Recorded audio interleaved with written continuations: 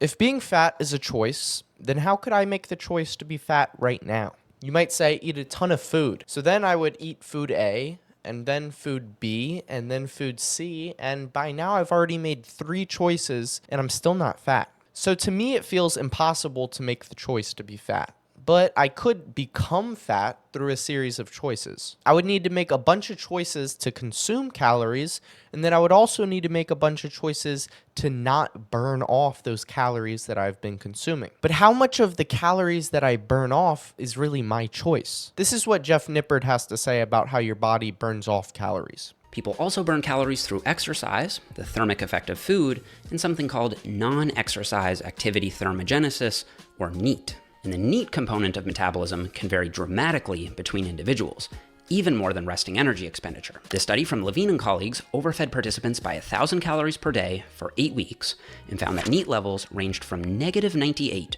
they actually moved around less, to plus 692 calories per day.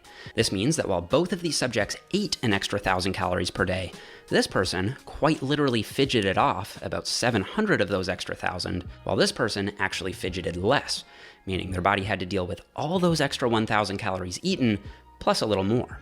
So clearly, anyone who's been genetically blessed with a high resting metabolic rate and high NEAT levels can choose to press the junk food button many more times and still maintain a lower body weight compared to someone who's not as metabolically gifted. So it seems like a lot of the calories that you burn are outside of your control. This means that you could have 2 people, let's say they both weigh 140 pounds. They both choose to eat 3,000 calories a day, and then they also choose to not exercise. One of them has a metabolism that burns 2,000 calories, and their NEAT burns 100 calories. The other has a metabolism that burns 2,500 calories, and their NEAT burns 500 calories. After a year, one of them might become fat while the other doesn't. So here you have 2 people that made the exact same choices, and yet one of them became fat while the other did not. That tells me that being fat isn't just a series of choices, because we have the same choices that led to one person being fat and another person not being fat. There has to be something else going on here. So maybe we could say that being fat is the result of genetics and choices. But how much of it is the choice? Is it 50% genetics, 50% choices? Well, we already discussed that how many calories you burn is the result of metabolism and NEAT,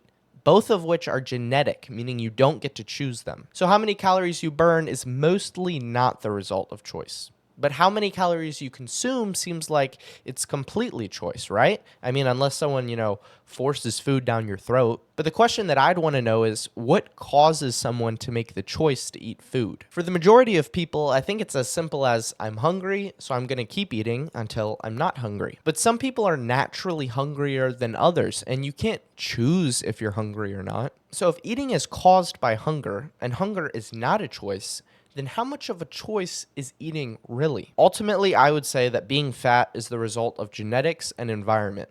But that doesn't mean that you can't do anything about it. The color of your hair is mostly the result of genetics and environment, but you can still change the color of your hair with some hair dye. I would say the same thing about being fat. While it is mostly the result of genetics and environment, you can still lose weight by figuring out ways to eat less calories than you burn. So that's all I got for this video. Let me know your thoughts down in the comments. Check out Jeff Nippard's video on this topic, and thanks for watching.